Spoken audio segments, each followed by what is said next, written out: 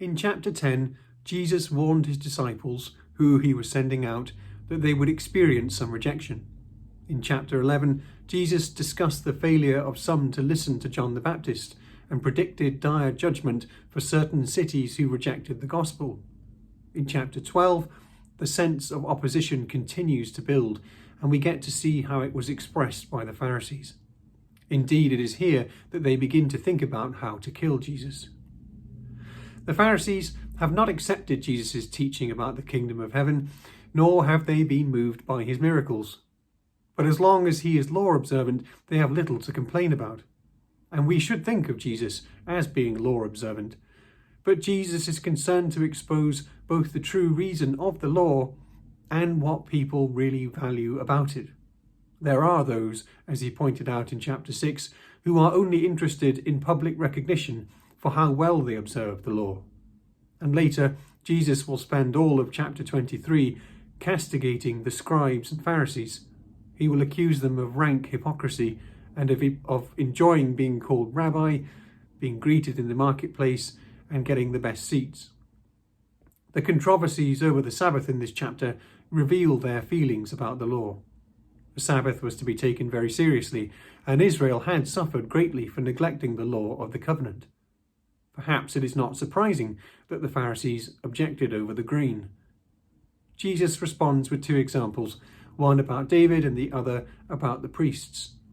He again refers to Hosea 6:6 about God desiring mercy, not sacrifice, meaning that God values mercy more than sacrifice, which is a general insight into the purpose of the law.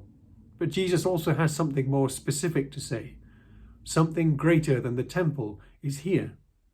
The kind of argument Jesus uses here was known by the rabbis as kal vahomer, meaning from the lesser to the greater. If something is true in the lesser case, it must be much more true in the greater. He has already used it in chapter 7, verse 11. If you then, who are evil, know how to give good gifts to your children, how much more will your Father in heaven give good things to those who ask him? If then priests were guiltless when they served every Sabbath in the temple, lighting fires and cooking meat, how much more guiltless are those who work around the thing which is greater than the temple? Jesus concludes in verse 8 by stating that the Son of Man is Lord of the Sabbath. Thus there is something special about him personally, which makes law-breaking acceptable. Indeed, this special dispensation regarding the law points towards his own significance. It is with the second Sabbath controversy that the Pharisees' heart is really exposed. Now the issue of mercy is clear, and Jesus assumes their hypocrisy. They would surely rescue their own animal. Once again in verse 12, Jesus affirms the importance of human life by comparing it with an animal, here a sheep. He did this with birds in 6:26 and 10:28-31. These comparisons with animals are also another use of the kal vahomer argument, particularly those with the birds. In chapter 6, the Father feeds them, and in chapter 10, not one dies without the Father permitting it.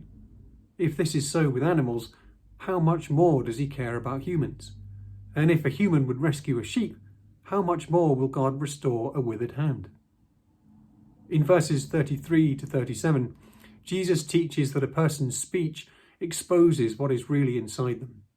This takes up and expands things he has already said in the Sermon on the Mount, specifically his teaching on oaths in 5:33-36, and his warning about false disciples in 7:15-20, where he first used the imagery of bearing fruit. There it was deeds generally, here it is specifically speech. Later, James in his epistle will write about the importance of controlling the tongue, likening it to a rudder which steers the entire ship. If, he writes, one can tame the tongue, one can be made perfect. Part of Jesus' meaning is this: you cannot hide what you really are. Once again, Jesus focuses on the inner person.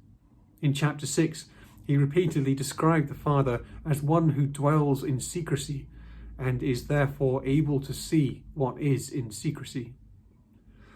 And as Jesus said in 10:26, there is nothing that is hidden which will not be exposed. Immediately preceding this section in chapter 12 is the warning about blasphemy against the Holy Spirit. Despite the fact that it leads into Jesus' teaching on speech, it is unlikely that Jesus has in mind mere speech when it comes to defining blasphemy against the Holy Spirit. It is more likely that Jesus means a lifelong attitude towards the work and witness of the Holy Spirit. That is, the rejection of it.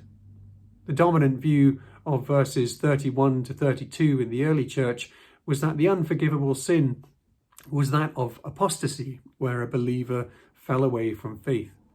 They identified it as the sin which leads to death in 1 John 5:16. This understanding fits with Hebrews 6:4-6, which speaks of the impossibility of restoration for those who reject Christ, having already experienced the Holy Spirit. But here in Matthew 12, the context is not about believers, but about non-believers who have a choice regarding Jesus' powerful ministry. Are his exorcisms from the Holy Spirit or from the devil?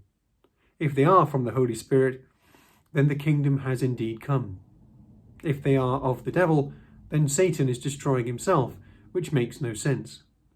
The ascription of this ministry to the devil is a vast mistake, but again, it reveals the secret intentions of those who make it. It is not an intellectual problem. It is opposition to God himself. In this condition, how then can a person ever be forgiven?